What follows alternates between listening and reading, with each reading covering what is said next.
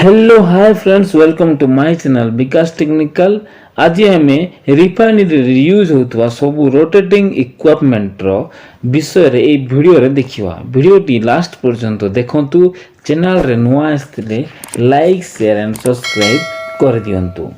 First of all देखिवा rotating equipment कोन माने रोटेटिंग इक्विपमेंट गोटे मेकानिकल कंपोनेंट जहार use oil gas process industry रे तरल पदार्थ को स्थानांतरण माने गोटे स्थान अन्य स्थान को नेबा आनिबा करिया पई अति सहजरे एवं कम समय मध्यरे यूज करा जाए ताहाकू रोटेटिंग इक्विपमेंट कहि थाओ। जेपरि कि टरबाइन्स, पंप, कंप्रेसर, गियर बॉक्स एवं एही सब। प्रथमे देखिवा पंप। पंप कौन ना पंप गोटे मेकानिकल डिवाइस बा गोटे यांत्रिक उपकरण जार यूज आमे कौनसी भी फ्लूइड को गोटे स्थान अन्य स्थान को नेबा आनिबा पई सहाय्य करे। तो पंप रो पर्पस देखिवा तार उद्देश्य कौन। प्रथमे आमे देखिलु कि यह डिजाइन होता है फ्यूल को गोटे स्थान अन्य स्थान को नेबा पाई। तो बी रे देखिवा pump transfer fuel from low pressure area of high pressure area माने पंप कोनोसी भी फ्यूल को कम प्रेशर स्थान रु अधिक प्रेशर थिबा स्थान को पठाई थाए। सी रे देखिवा थर्ड रे देखिवा the from low elevation to higher elevation माने कम उच्चता रु अधिक उच्चता पर्यंत कोनोसी फ्लूइड को पठाई थाए। From local location to distant location pump द्वारा कोनोसी लिक्विड को गोटे स्थान रो बहुत दूर स्थान मध्य पहुंचाई थाए। एही सबु जेते काम पंप द्वारा करा जाई थाए।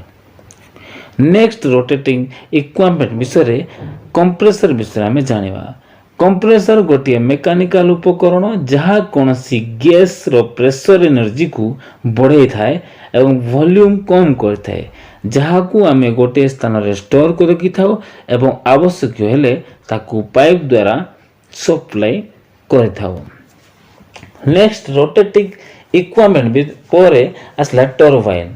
टरबाइन गोटे प्रकार रो मशीन किंबा इंजिन जहाँ रो एयर टरबाइन गोटे प्रकार रो मशीन किंबा इंजिन जहाँ एयर गैस वाटर वेपर रो यूज करी मेकानिकल एनर्जी रो उत्पादन माने बाहर करे जहाँ फल रे आमे कोनोसी पंप कंप्रेसर किंबा कोनोसी इक्विपमेंट को चलेबा पई यूज करथाओ। टरबाइन रो बहुत यूज हुए बिजुली उत्पादन करिवा पई किंतु रिफाइनरी रे स्ट्रीम टरबाइन यूज करथाओ कारण पंप आ कंप्रेसर को चलाया पई से कौन करे ना थर्मल एनर्जी को मेकानिकल एनर्जी रे कन्वर्ट करथाए। Next rotating equipment boiler.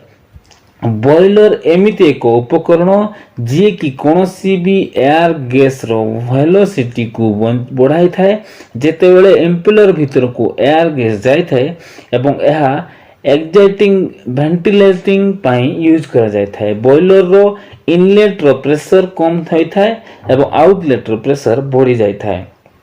Blade रो जो काइनेटिक एनर्जी अछि से एयर रो प्रेशर को बढ़ाई थाए माने एग्जांपल देखिले टू अधिक प्रेशर किंतु कंप्रेसर ठू कम प्रेशर होई थाए। एहार प्रेशर रेशियो 1.1 रु 1.2 पर्यंत होई थाए। नेक्स्ट रोटेटिंग इक्विपमेंट विषय गियर बॉक्स।